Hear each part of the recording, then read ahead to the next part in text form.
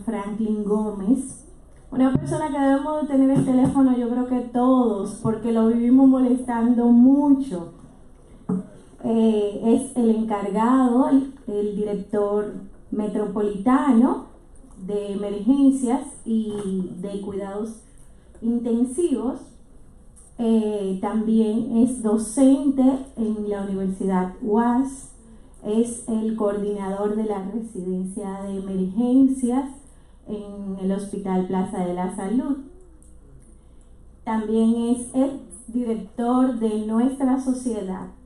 Es una persona que, como le dije al inicio, debemos de tener su teléfono porque resuelve los problemas. Cuando los llamamos, doctor, lo necesitamos porque tenemos un traslado. Ok, Peña, déjame ver dónde te puedo mandar el paciente. O a cualquiera de nosotros, o sea, resuelve el doctor. Por eso hoy queremos que nos ayude con el tema de procedimientos del RAP. Con ustedes el doctor Franklin Gómez.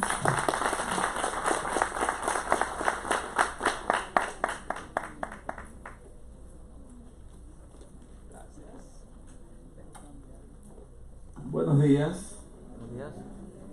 Bueno, al principio me convencí de que el orden no era por la edad, que creía que, como me puso Sara de primero, dije yo, wow, parece que voy a empezar por la edad. Pero vi al ingeniero y dije, bueno, no es por la edad, ella abajo para arriba que vamos.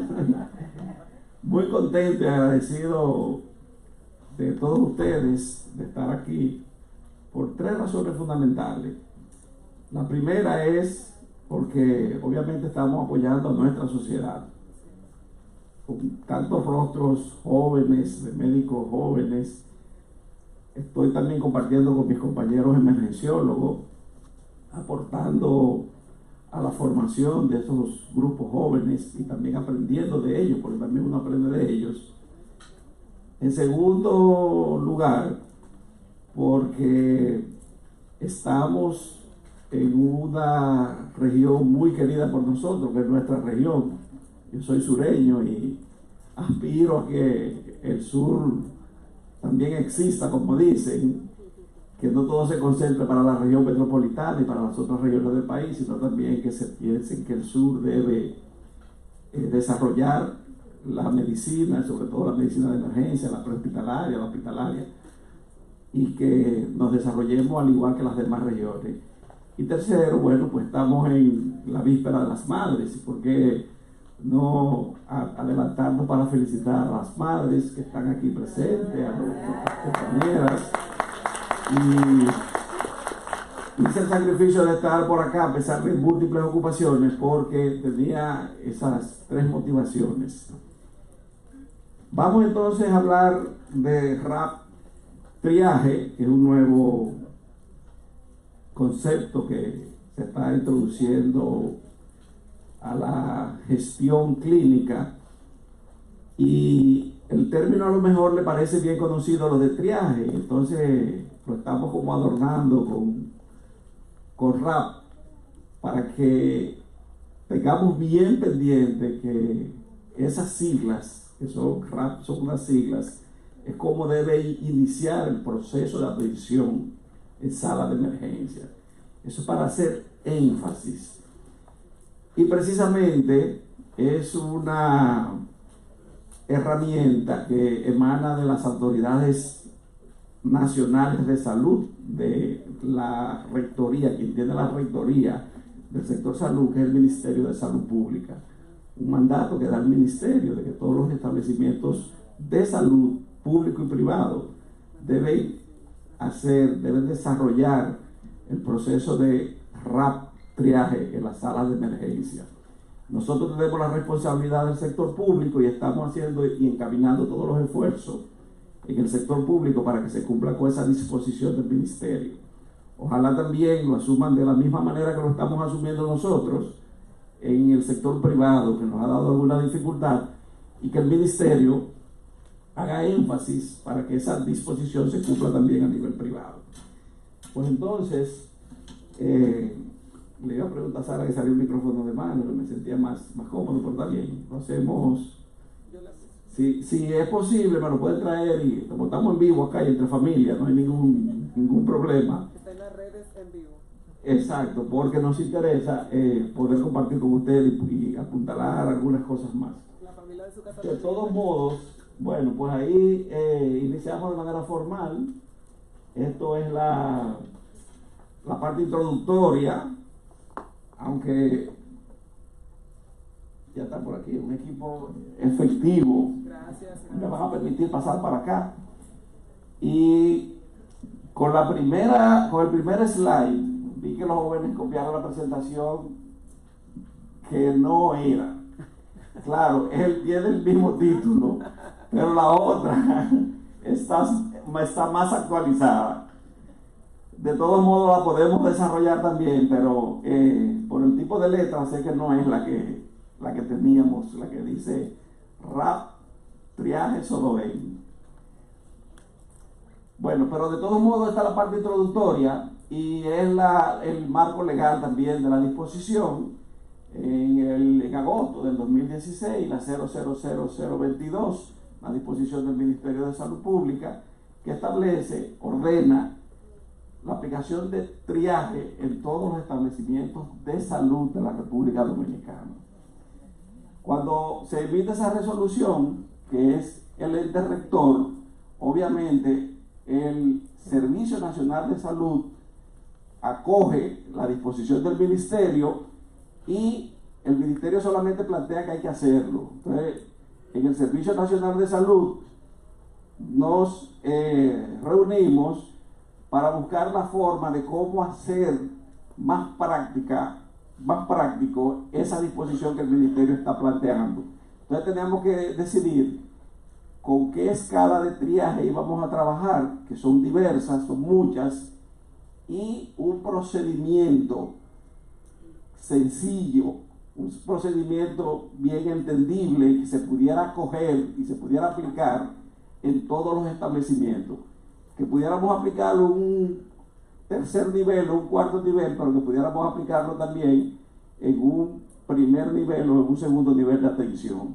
Entonces era una responsabilidad de crear y diseñar esa herramienta que muy bien también se apoyó el Servicio Nacional de Salud de la Sociedad de Sodoven y se apoyó también de la Organización Panamericana de la Salud para que nos diera apoyo técnico para elaborar esa herramienta.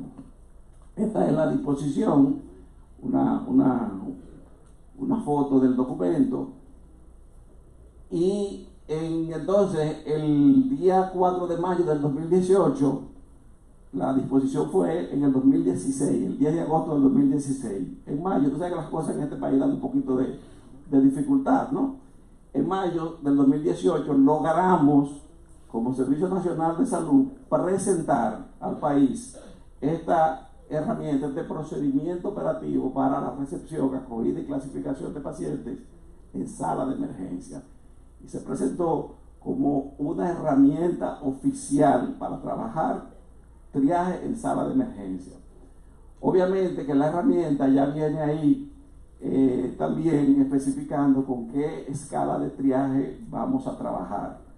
Y es una herramienta que se quiso hacer así, con un librito de bolsillo para facilitarle al personal que está en la sala de emergencia, que pudieran tenerlo como consulta, y verán más adelante que tiene también tiene un bolsillito con unas fichitas para poder tener ahí las escalas de Glasgow, la escala de dolor y algunas herramientas que te pudieran rápidamente, para no tener que memorizar todo esto, utilizarla para apoyarte en la clasificación del paciente. El objetivo fundamental de esta herramienta, organizar la gestión de los servicios de urgencia y emergencia, estableciendo criterios homogéneos, que un centro no clasifique de una forma y otro clasifique de otra, sino haciendo esos criterios homogéneos para que todos hablemos el mismo lenguaje, basado en evidencias científicas de calidad, que lo que se establece ahí obviamente tiene aval científico, que no nos lo estamos inventando, que no lo estamos creando para hacernos la vida más fácil, sino que el criterio con el que estamos viendo los pacientes y clasificando los pacientes tiene un rigor científico. De igual manera, además de la calidad que debe tener, que esto nos ayude a hacer la recepción, la acogida y la clasificación del paciente. ¿Qué ocurre? Que cuando hablamos de triaje solo hablamos de clasificación y no basta solo con clasificar, sino que el paciente en la sala de emergencia hay que recepcionarlo y hay que acogerlo y después clasificarlo. Entonces, cuando el Ministerio emitió la resolución, vimos que se podía hacer algo más que clasificar el paciente. Y por eso entonces es que la herramienta sale como recepción, acogida y clasificación. Debo decirle, que viene de camino, que no está acá, que la doctora Laura Sosa, que va a estar ahorita con nosotros, fue la que trabajó la consultoría con OPS de este documento, con el apoyo de la sociedad y un grupo de emergenciólogos que estuvimos trabajando con ella. A ella no le gusta que lo digan, pero yo siempre que hacemos la presentación de RAP triaje, le doy, porque es muy merecido, los créditos que la doctora Sosa se fajó muchísimo con ese documento para lograrlo, llevarlo a un lenguaje llano, sencillo, entendible y que pueda ser útil para todos los ámbitos de emergencia. Entonces, así en sentido general, para avanzar un poquito más, ese es en sentido general el objetivo de esta herramienta y además brindar el servicio con eficacia, con eficiencia, con humanización, con calidez, etcétera, etcétera. ¿A quién está dirigida esta herramienta? A los médicos, a la licenciada de enfermería, al personal de salud, vamos más amplio, no solo a los médicos, sino al personal de salud, porque todo el que esté en la sala de emergencia puede tener el entrenamiento y puede hacer RAP triaje. Los internos, los preinternos, los estudiantes, todo el que tenga el entrenamiento lo puede hacer porque es una herramienta bien sencilla y fácil. Entonces, el alcance es, como lo está emitiendo el Servicio Nacional de Salud, para todos los establecimientos de la red pública de servicios. Pero el Ministerio, cuando emitió la resolución, dijo para todos los establecimientos de salud. O sea que el sector privado tiene que estar también acogiéndose a esta disposición. Obviamente nosotros la herramienta la hemos puesto a las órdenes de todos los establecimientos de salud. Hay muchos centros privados que se han interesado en desarrollarla, en aplicar RAP triaje, y se le está dando toda la facilidad. Inclusive hay algunos centros que han pedido el documento en formato digital para hacer la impresión y han hecho impresión y se le han estado distribuyendo al personal médico que trabaja en la sala de emergencia. Pero también el Servicio Nacional tiene diseñado todo un curso de implementación de triaje, de RAP triaje. O sea que el centro que le interese aplicarla, pues también puede solicitar que se le hagan entrenamientos en todo el proceso, en todo, no solamente darle el material, porque es todo un proceso que hay que montar en la sala de emergencia con flujos y demás para llevar la herramienta de manera correcta. Esto entonces es para el ámbito público, ¿no? Para la red pública. Se hizo una campaña de difusión con los médicos residentes, con los hospitales de primer nivel, desde el primer nivel al tercer nivel. Se apoyaron también haciendo impresión de la escala per se, tirando el manualcito, haciendo una cantidad de documentos para que se quedaran colocados de manera fija en las áreas de triaje de la sala de emergencia y para que le sirviera de apoyo a ese personal que trabaja en dichas salas. ¿Por qué es importante, aquí atrás, por qué es importante hacer RAP triaje? Bueno, ustedes conocen no solo de nuestro país, sino en sentido general, siempre la demanda va a ser mayor que la oferta. Siempre la demanda va a ser mayor que los recursos que tengamos disponibles. Y eso es lo que, y en la otra presentación, el primer slide lo tenía, que era el origen del triaje. Y como hay también estudiantes y médicos muy jóvenes, debo decirle que el triaje, que es una palabra que a lo mejor la han escuchado, pero vamos a partir de que pueda haber alguien que no sepa cómo surge y qué es una palabra de origen francesa que significa categorización o clasificación. Viene del argot de la medicina militar, La persona Dominic es un cirujano de la guardia, cirujano personal de Napoleón, jefe de la Guardia Imperial, la primera persona que habló que los soldados había que atenderlo por su condición clínica, su condición de salud y no por el rango, que era como se hacía anteriormente.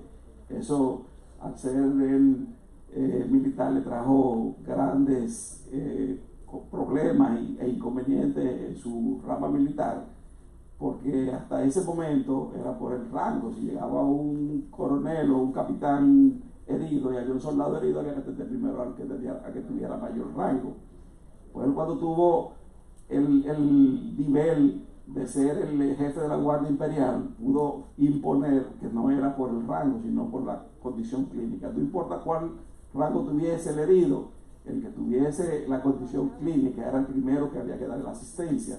Y a quien se le atribuye la invención del triaje, que en la lengua, en la Real Academia de la Lengua lo ha acuñado como un concepto, pero no es un concepto, es una palabra, como decir en Francia clasificar cualquier otra cosa, no solo pacientes. Ahí está mi amigo Walesi, ¿no? Que ha estado con los franceses por allá. Y entonces la Real Academia de la Lengua lo ha acuñado como un término, como un concepto de clasificación. Entonces, eso es importante también decirle, porque entonces era solamente para el ámbito prehospitalario el triaje, y después en Baltimore, en los Estados Unidos, se lleva por primera vez a las salas de emergencia y dice, bueno, pues si se ha dado resultado y ha funcionado en ambientes más caóticos, de guerra, disturbios sociales y demás, desastres naturales y demás, y ha ayudado a organizar la atención y a brindar la calidad de la atención y a priorizar los recursos y eso, pues vamos a utilizarlo en la sala de emergencia, que tenemos también problemas de esa índole. Y entonces es cuando por primera vez se lleva y se aplica el triaje en el ámbito clínico de las salas de emergencia en Baltimore. Entonces, eso es recursos, ahí hay que organizar recursos para beneficiar a los que más tienen la necesidad de atención, y que el que menos necesidad tenga, en caso de que los recursos no alcancen, obviamente, se destinen para el que tenga mayor necesidad. No al más grave, al que tenga posibilidad de salvar la vida también. Si usted recibe un paciente crítico, moribundo, no es que no se va a atender, pero si hay otro que tiene posibilidad de salvar la vida, destinemos los recursos que podemos salvar. Y a ese brindémosle una muerte digna, hidratación, analgesia, pero no hagamos mayores esfuerzos desde el punto de vista de recursos con el que no va a salvar la vida, y entonces ponemos en riesgo la vida del que sí se puede salvar por carencia de recursos. Eso es más o menos lo que quiere decir. Un dolor de cabeza, obviamente, para el personal que no hace triaje, bueno, que no hace la herramienta, ¿quién atiendo primero? Entonces, si nos apegamos a la herramienta, no tiene que tener esa preocupación. ¿A quién va a atender primero? ¿A quién va a atender primero? ¿A quién? El RAP triaje establezca que tiene los discriminantes para ser atendido según su condición clínica. Viene una cefalea, dos pacientes con cefalea, pero hay uno que tiene, además de la cefalea, que tiene fiebre, que tiene fotofobia, que tiene rigidez de nuca. Son 2 cefaleas, pero hay uno que tiene una condición clínica que puede sugerir o puede sospechar o sugerir que hay otro problema más crítico que el que viene solo con la cefalea, que puede ser migrañosa. Entonces, así se van según discriminantes fisiológicos, determinando quién tiene mayor prioridad. Es una nebulosa, obviamente, hasta que no se tiene la herramienta. Es decir, queremos organizarlo con tickets, distribuir tickets, como los bancos, ahí complicamos más la situación todavía. Si hay muchas personas, que hay que hacer, salir, obviamente, o hacer RAP triaje, hacer acogida, hacer recesión, hacer acogida y hacer clasificación.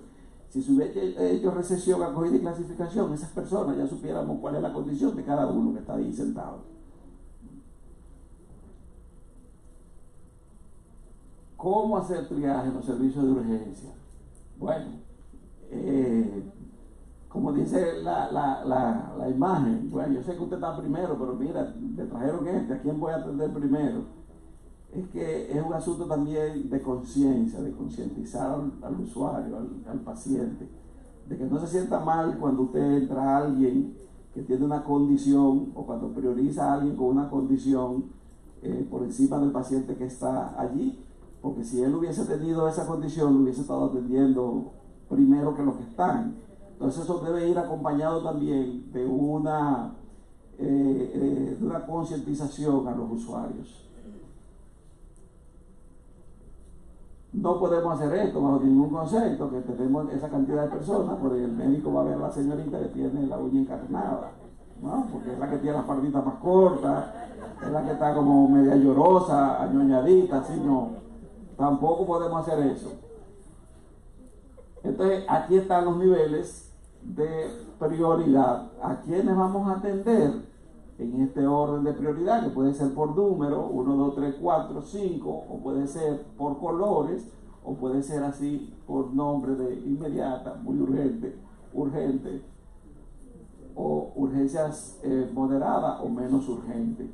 De cualquiera que sea la nomenclatura que quiera utilizar, numérica, por colores o esta, es lo que debe hacerse. Aquí se identifican con los colores y tenemos el tiempo, no sé si entorpezco digo por acá, los tiempos más o menos, que están esos tiempos estandarizados, que están estudiados a nivel internacional, que son los tiempos que se han determinado para cada uno de esos niveles de priorización. Entonces, los procedimientos operativos, obviamente que empiezan con estas tres, con recepción, acogida y clasificación, como les dije ahorita, cada uno establece el manualito, qué es lo que es recepción, qué es lo que es acogida y qué es lo que es clasificación. Pero la recepción no es más que el recibimiento que se le da al paciente a la llegada. Cada quien le gustaría que lo reciban cuando llega a una actividad, a la casa. No se pierden los comercios, la parte comercial con eso, los hoteles, los restaurantes, ustedes que están en la puerta esperándole, ¿verdad? Le ponen una persona para que le parquee el vehículo, para que no coja lucha, lo reciben, lo acompañan hasta el lugar donde va. Eso es recepción. Y eso no podemos hacer con los pacientes, recepcionarlo. No que lo esperemos para parquear el vehículo, pero recepcionarlo, recibirlo, decirle buenos días, pase adelante, ¿qué le podemos servir? ¿Eso es posible? Claro que sí es posible. Y eso ha dado resultados porque la parte comercial lo usa y lo usa con mucha efectividad. ¿Y acogida qué es? Entonces la acogida es el primer contacto que hace el personal de salud per se. Usted llegó, le dieron la bienvenida, le abrieron la puerta, los invitaron a pasar. Entonces ese personal de salud hace la acogida. A ver qué lo trae, por qué vino, cómo pueden ayudarle. Porque puede ser que vaya a la emergencia y que vaya a hacer una pregunta. ¿Dónde está el laboratorio? Bueno, te recibimos. En la acogida sabemos que no es la atención que busca, que es una información, y te damos la información si sabemos, o te mandamos que te la pueda dar. Y entonces, después que se hace la acogida, se pasa al área de clasificación. Y ahí sí, entonces, dependiendo de cuál sea la condición, qué es lo que lo trae a la emergencia, cuál es la queja principal, podemos determinar cuál es el nivel que le vamos a asignar. Y después que le asignemos el nivel, entonces vamos a ver cuál es el flujo que debe seguir esa persona. Es un flujo de emergencia, es rojo o naranja, va para el flujo de emergencia, va para shock o va para un área de reanimación. Es urgencia menos urgente o no urgente, entonces va para el área de urgencias. Eso se determina desde allí. Se rotulan también, como lo van a ver, se le pone el color en el brazalete y todo porque el que le aplican el RAP triaje, lo pueden sentar de nuevo en la sala de emergencia, en la sala de espera. Porque si usted no es el que tiene más prioridad, usted puede esperar, y vieron los tiempos que puede esperar. Los compañeros de la plaza, los residentes lo saben, que se clasifican y se sientan ahí a esperar su turno. O sea, no todo el que llega porque no va a haber cama para tanta gente, como dice. No, jamás. Ninguna sala de emergencia en el mundo va a poder recibir a todo el que llegue a la sala. Por eso es que se hace la clasificación para priorizar la atención. Y si alguien tiene que irse, porque no hay tiempo para verlos de todo, se va a ir el que tiene menos prioridad. No podemos dejar ir el que tiene el dolor de pecho. Tiene que irse el que puede ir a una consulta o buscar o volver más tarde a la emergencia. Entonces, esta herramienta, esto tiene esas tablitas de escritorio, y aquí tiene la escala de Glasgow, la escala del dolor, aquí tiene parámetros para signos vitales, porque recuerden que les dije que no solamente el médico, también lo hacen las enfermeras, los internos y eso. Eso es muy bueno que se apoyen aquí para cuando tengan que tomar una decisión, hacerla de manera homogénea. No decir, que los niveles tensionales para mí son estos. No, ahí te dice cuáles son los niveles tensionales y te da el color por cada valor del nivel tensional que tenga también. Entonces este es el proceso de atención en sala de emergencia. Todo esto es el proceso de atención. Aquí empieza y aquí concluye el proceso de atención. Los 3 primeros son RAP, triaje, recepción, acogida y clasificación. Después de hacer esto, entonces seguimos con admisión, registro de facturación, atención médica y egreso de la sala de emergencia. A todo el que llegue a una sala de emergencia hay que hacer el proceso de atención, que empieza con recepción y termina con el egreso. A todos deben hacerle esto y le especifica qué se hace en cada uno de estos niveles. Estos son los flujos de que le dije. Cuando es de emergencia, generalmente llegan en vehículos de emergencia. Ahora con el 911 nos ha ayudado y nos ha fortalecido más, pero pueden llegar vehículos privados también y pueden llegar a pie. Pero si es una emergencia, se direcciona a este flujo rojo y naranja. Pacientes con condiciones que van a ver en la tabla cuáles son los que van a este lugar. Y de aquí pueden pasar a UCI, pueden pasar. Si es urgencia, que puede llegar a una ambulancia, pero la mayoría de las veces te llegan en vehículo privado o llegan en otro medio de transporte, entonces lo direcciona a este flujo. Urgente, menos urgente y no urgente. Y puede hacer también ese. Y puede pasar de uno a otro, porque los pacientes evolucionan. Y el que llegó amarillo ahorita puede ser rojo, o viceversa. El que llegó rojo puede bajar a amarillo, porque el paciente evoluciona desde el punto de vista clínico. Esta es la escala de Manchester, que es la que acuñamos, la que se está usando y la que el ministerio decidió que fuera la que se utilizara oficialmente en el país. Y estos son los niveles de prioridad, igual por color, por número. Estas son las condiciones, cuál es el tipo de atención y quién es el personal que debe dar esa atención, si es el médico, la enfermera, y en el tiempo que debe hacerlo. Es bien fácil y sencilla. Cuando se familiaricen, los que no lo han hecho, van a ver que es bien fácil.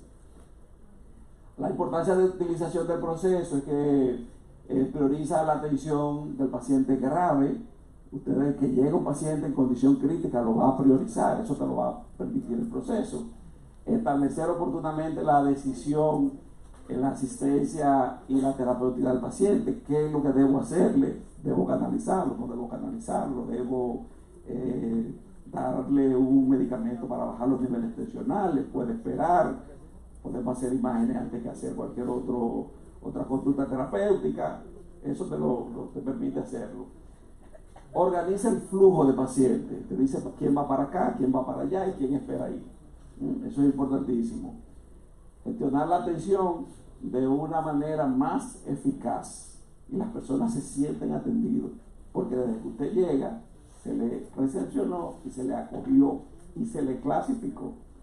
Que después de la clasificación tenga que esperar ya es otra cosa, pero en clasificación inclusive se hace una evaluación rápida y se toman signos vitales y se toma temperatura y se puede hacer glicemia ahí en la clasificación, y ya la persona con eso se siente atendido. No estoy dentro de la sala todavía, pero ya me están atendiendo, dicen los pacientes. Entonces hay una ganancia ahí. Aquí, déjame darle aquí atrás para que vean esto, los brazaletes. Ahí lo tienen en el área de clasificación, los brazaletes, le ponen el brazalete, si cambia de categoría, le quita el brazalete y lo reclasifica de nuevo. La recepción debe recibirse a los pacientes cuando hayan traslado de un centro a otro de manera así, digna, de manera correcta. preferiblemente así. Tú sabes que los hospitales no lo tenemos así por la sobresaturación, pero en la medida de lo posible vamos a brindar la atención con dignidad. Los indicadores y el monitoreo de la evaluación, porque hay que monitorear si la estrategia está funcionando. Si, después que arrancamos a hacer con la estrategia de RAP triaje, tenemos que ver si está funcionando y si es útil. Entonces, ¿qué medimos? El tiempo de realización del RAP. ¿Qué tiempo? Ningún paciente puede estar en la sala de emergencia más de 10 minutos sin haber sido clasificado. No te está diciendo que lo entre, que tenga un diagnóstico, pero clasificarlo debe tenerlo en los primeros 10 minutos. Llegó el paciente y en 10 minutos tiene que tener un brazalete que diga cuál es la condición. ¿Eso es posible? Claro que sí. Estábamos haciendo un entrenamiento en el NEI Arias Lora para los médicos generales de Santo Domingo Norte. Y me decía un médico general: ay, doctor, ¿usted por qué no ha ido a Villamella? Ahí sí eso no se puede hacer. Ahí hay demasiada gente. Y yo, no, ahí es que hay que hacerlo entonces. A donde no hay que hacerlo, donde no hay mucha gente. Porque si ustedes son 3 médicos y hay 2 pacientes, hay que hacerle toda esa. No, venga, pase cada uno y vamos a atenderlo. Ahora hay un grupo de personas, hay 20 pacientes, hay 2 médicos, 3 médicos. Ahí hay que clasificar. Porque los médicos tienen que saber a quién van a atender primero. Entonces, ese tiempo es importante medirlo para ver, como un indicador de calidad, si está funcionando o no la estrategia. El tiempo medido entre el RAP y la atención médica por el grado de prioridad. Si usted dijo que ese paciente es amarillo y tenemos 60 minutos para ver los amarillos, tú no puedes tener ese paciente 2 horas sentado afuera. Entonces hay algo que no está funcionando ahí. Entonces, entre el tiempo que se clasificó, la prioridad que se le asignó y el tiempo en que se asistió, es un indicador de calidad también que nos interesa medir. El tercero, el porcentaje de atención por prioridad clínica. No puede ser que el 80% de la gente que usted esté viendo sea en rojo y amarillo, de rojo y naranja. Si lo está haciendo así, está el procedimiento, te lo están relajando. Te están clasificando los pacientes por carita para que lo vean más rápido. Porque los estudios que se han hecho dicen lo contrario. Dice que del 80 al 90% de los pacientes llegan a la sala de emergencia. No son emergencias, son urgencias. Entonces te tiene entre un 10, un 20, entre un 10 y un 20 que te pueden ser naranja y rojo real. Pero después los otros, seguro que van a ser amarillos y de ahí para abajo. Entonces eso es importante medir. ¿Cuál es el porcentaje por prioridad? Que eso está estudiado. Recordar, estamos terminando ya. ¿Viste? Recordar, ¿qué debemos recordar? El inicio de la atención médica no depende de la documentación. ¿Y por qué no lo han atendido? Porque no tiene documento. No depende de que tenga documento para atenderlo. Tiene que hacer recesión, acogida, clasificación e iniciar el proceso de atención de la sala de emergencia, independientemente de que tenga o no tenga identificación. Porque los pacientes que llegan inconscientes se atienden también. Sin identificación, inconsciente, hay que darle la atención. Entonces, no caigan en el error de decir, es que no tiene, estamos esperando la documentación para atenderlo. No puede esperar la documentación, tiene que empezar a atenderlo. La saturación de la sala de emergencia no es excusa para el retraso en la clasificación de los pacientes. ¿Y por qué no están? Hay demasiada gente. No. Si hay mucha gente, es que tiene que agilizar y acelerar con la clasificación. No es excusa de que hay mucha gente para no clasificar. Todo debe ser documentado antes del ingreso del paciente en sala de emergencia. Y eso es importante. Los residentes lo saben, hacemos énfasis. Despáchalo, yo le escribo después. No. Aunque yo sé que hay condiciones y hay situaciones a veces que no te lo permiten, pero acostúmbrese al paciente que se fue, al paciente que usted cerró su caso. Lo egresó, le dio salida y sigue el otro. Porque lo van dejando para escribirle después, y yo lo completo después y se queda en el aire esa información. Y la última, bueno, eso es el equipo responsable de la elaboración de la herramienta. Está la doctora Laura Sosa, que era la consultora, el consultor de OPS. Mira, Rizari, cuando estaba más joven, no, está igual. Ahí es importante, la mayoría emergenciólogos, un gran apoyo a este proceso de las diferentes regiones, de Santiago, del este, de diferentes regiones. y se sintió muy satisfecho el Servicio Nacional y la OPS del apoyo que la sociedad le brindó a la construcción de esa herramienta de trabajo. Y finalizamos diciendo que no se puede hacer así el triaje. Usted coge el médico que está haciendo triaje con la patineta adelante y la enfermera atrás, ponle esta cosa, y finalmente el del bigote no vi que tenía. ¿Qué dice por ahí? El del bigote no sé lo que tiene. Tiene que recibir un entrenamiento, se llama así mismo oficial de triaje o oficial RAP. Un oficial RAP, oficial porque viene del argot, le decía, del argot militar. Tiene que recibir un entrenamiento porque es una destreza que debe desarrollarse. Entonces no le podemos dar el librito y decir, usted va para la sala de emergencia, hacer triaje, hacer RAP. No, eso es un proceso y tiene que entrenarse el personal para que lo haga de manera adecuada. Y en los hospitales que lo estamos haciendo, nos estamos dando buen resultado. Si su sala de emergencia luce así, ¿qué hay que hacer?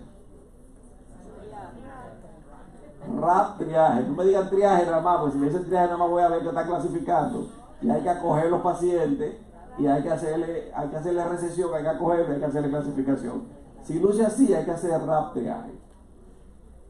En reflexión, lo de Platón, el que aprende y aprende y no practica lo que sabe es como el que ara y no siembra. ¿Qué le pasa al que ara y no siembra?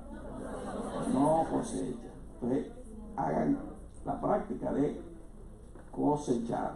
Enseñen, entrenen a los demás y compartan sus conocimientos. Así que muchas gracias. No era la que traíamos, pero creo que era hasta más corta esta. Todo fue calculado. Muchas gracias, doctor Franklin Gómez, nuestro expresidente de la Sociedad de Emergencia. Quiero saber si alguien tiene alguna pregunta. ¿O todo quedó súper claro? ¿O no entendieron nada? Yo espero que sí, porque tenemos que aplicar el RAP y triaje en nuestras emergencias. Eso tenemos que hacerlo para mejorar la calidad de nuestras emergencias. Ahora vamos a tener al doctor Walesi Castillo, egresado del hospital doctor Darío Contreras. También es médico especialista de emergencias. Es doctor, tiene un máster en calidad de los servicios de salud realizado en Francia y ex gerente del CRUE. Con ustedes el doctor Walesi Castillo.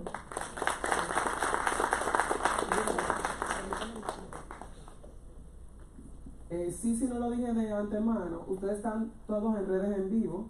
Las cámaras están ahora mismo pasando toda la jornada en las redes de Sodoma, en las redes de Facebook, Instagram y Twitter. Las fotos de ustedes están saliendo en vivo también. Si alguien anda escondido, este es el momento de taparse porque ustedes están ahí. Igual entren a las redes, suscríbanse, denle like y compartan sus fotografías, que por cierto, no sé qué pasa con estas cámaras aquí, pero nosotros somos bonitos, pero como que realza la bondad de la belleza de los equipos de emergencia. Eso merece un aplauso también. Ahora sí, el doctor Walesi Castillo con ustedes. Bueno, muchas gracias.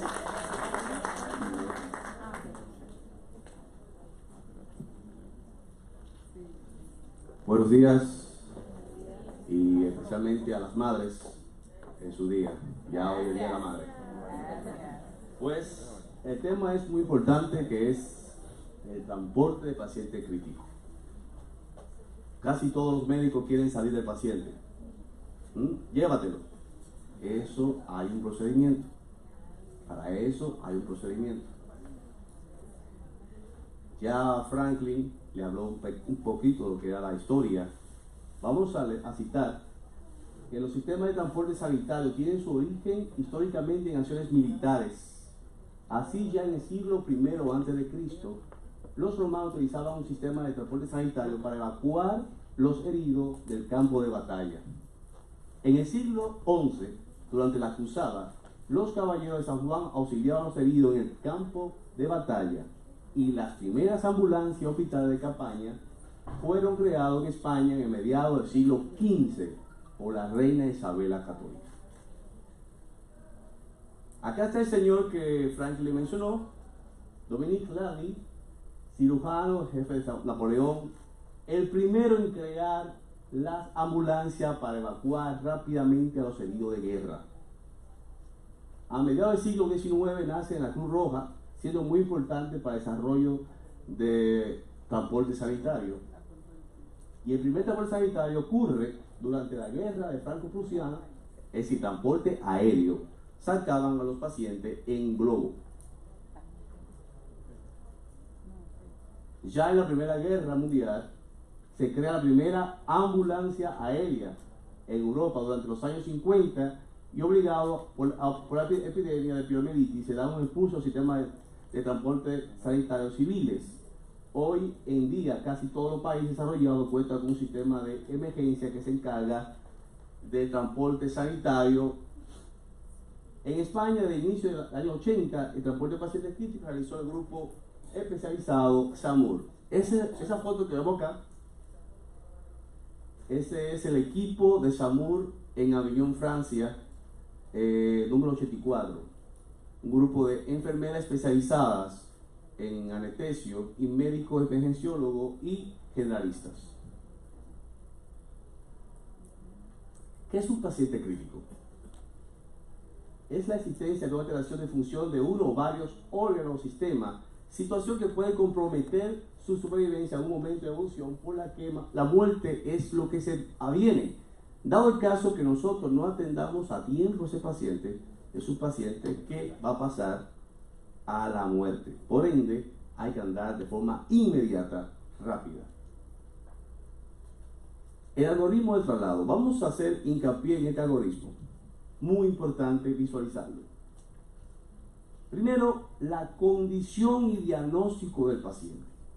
No es que vamos a buscar un paciente para trasladarlo a un hospital, una clínica, a un hospital, sin saber el diagnóstico, sin saber la condición del paciente. Luego, si el riesgo-beneficio de este traslado es beneficioso para el paciente, si lo necesita en verdad. Si yo voy a trasladar a ese paciente desde Baní a Santo Domingo, ese trayecto le beneficia al paciente. ¿Se puede llevar al paciente? Necesidades técnicas.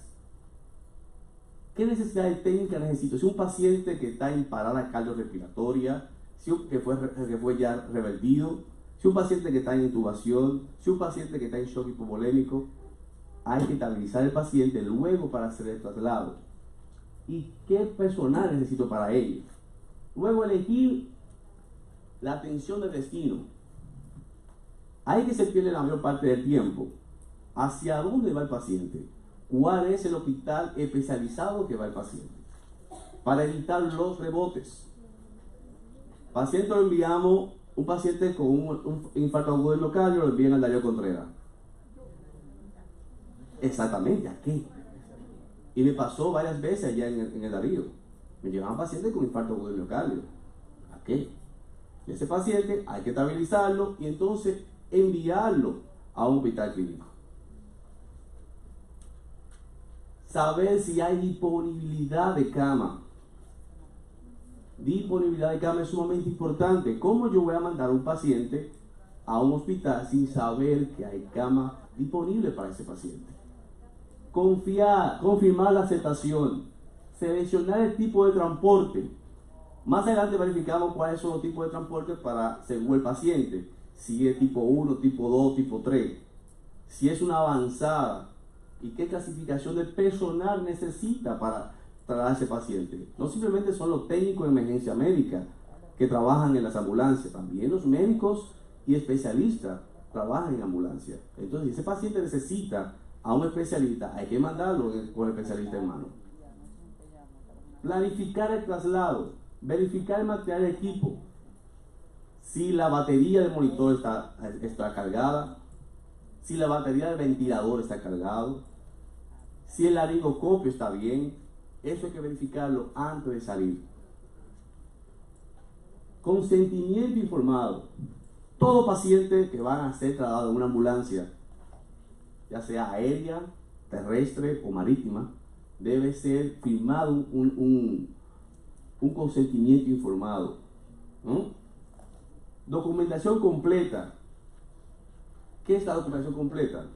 El récord del paciente. Un paciente que ya está en un centro de atención.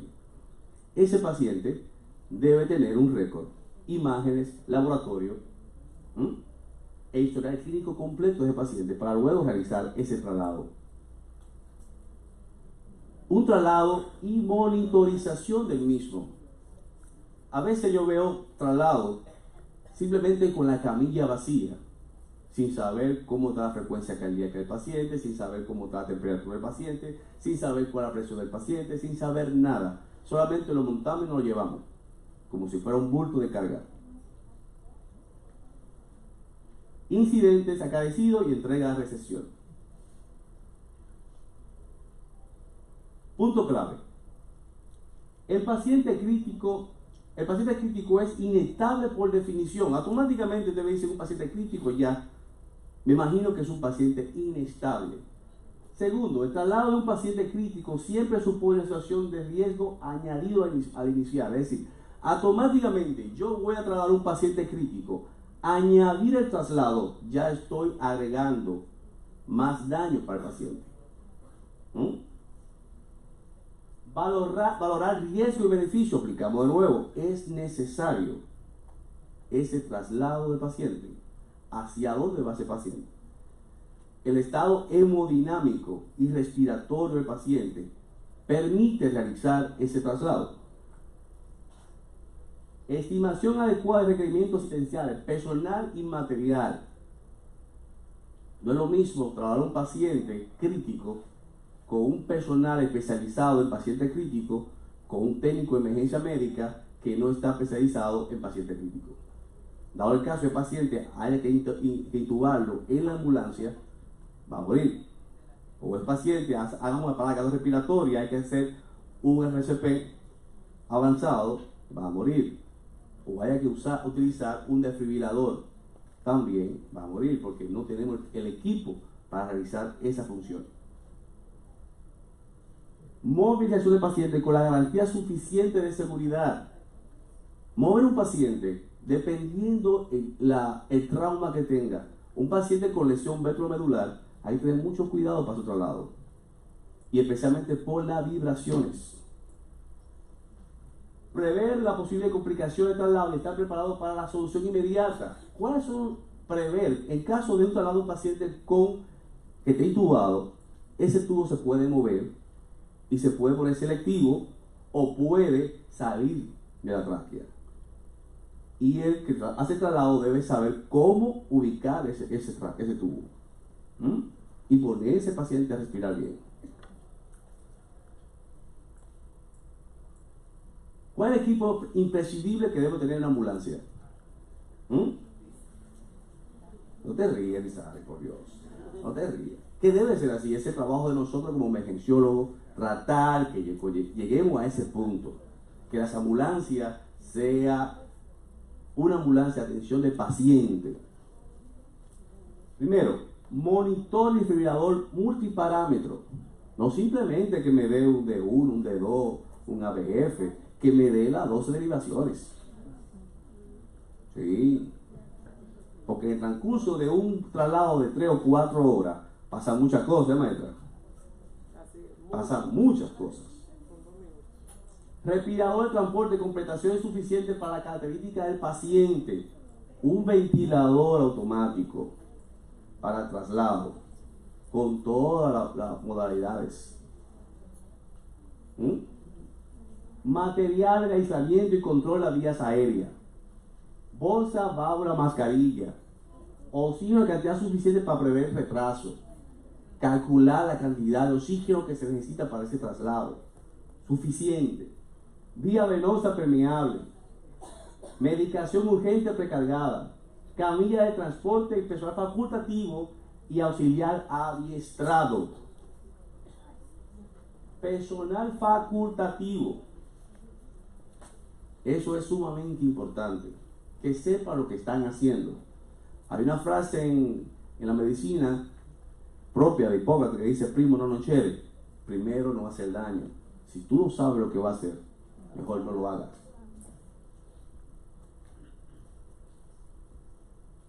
El transporte no debe improvisarse requiriéndose una activación previa siguiendo un orden de prioridades.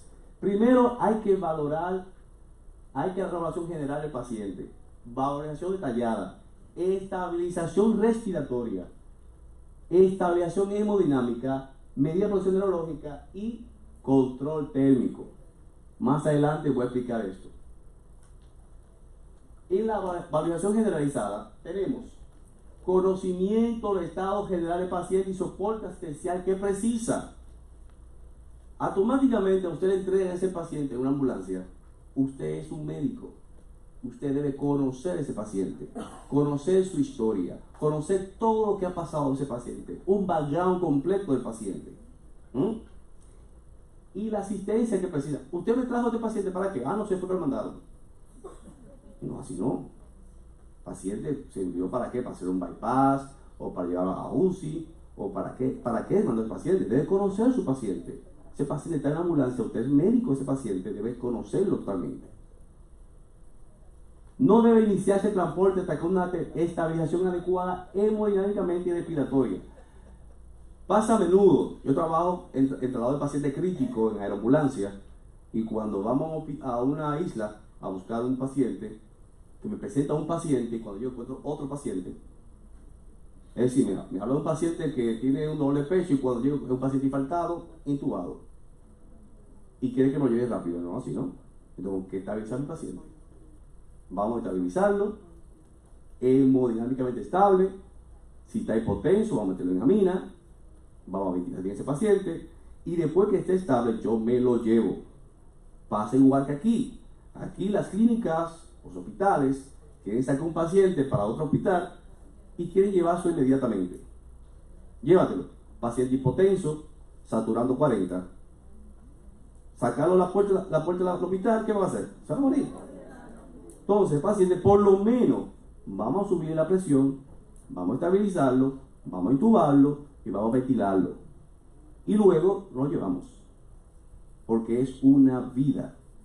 Y la vida no tiene valor. Es una vida. Es vida. Trabajamos con vida. A veces me siento impotente cuando veo acciones que como si fuera un bulto. No. Es vida. Y somos médicos, es para salvar vida. Yo siempre digo eso a los muchachos de Obra Pública y la Cruz Roja. Aquí estamos ¿para qué? Para salvar vidas. Si usted está aquí para hacer un rol social, se equivocó. Esto es para salvar vidas. Traslado al centro adecuado. Evitar el rebote. Traslado al centro adecuado, como dije al principio. Si es una fractura de cadera, una fractura de fémur, una fractura de pelvis, ¿para qué llevarlo? Por ejemplo, a mocoso cuello. Lleva al ladillo. Y así evitamos el rebote. El paciente tiene seguro social, tiene talonario y carnet. Si no lo tiene, se lo recibimos. Póngalo en cola y el paciente muriendo. Primero está el paciente, primero está la salud del paciente, primero está la vida del paciente. Una valoración detallada. Primero hay que valorar los equipos, bultos y equipos eléctricos que tenemos en el trabajo. Los bultos. En Francia, Aviñón, donde yo hice medicina hospitalaria, todos los días a las 7 de la mañana hay que revisar ese bulto. Y tiene un clip de seguridad.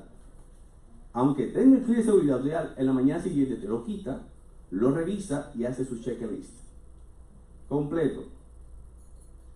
Los equipos eléctricos hay que revisarlo. Tienen su forma de revisarlo también. Igual todos los días, constantemente. Paciente Hay que revisar al paciente, nivel de conciencia, función respiratoria y hemodinámica. Récord médico, historia clínica, imágenes y laboratorio. Tenemos que empaparnos de eso también. Complicaciones posibles de traslado. Cardiocirculatorio. Hipotensión, hipertensión severa, arritmia y parada cardiorrespiratoria. Podemos recibir paciente estable y en el transcurso del traslado el paciente se puede poner hipotenso, hipertenso, taquicárdico y con dificultad respiratoria también. Neurológico, agitación e hipertensión endocraniana. Y debemos saber cómo vamos a resolver esos problemas. También respiratorio, como hipoxia severa, broncoespasmo, neumotora, extubación. ¿Cuántos pacientes extubados me llegaron a mí, Darío Contreras? Extubado. Saturando 20 y 40.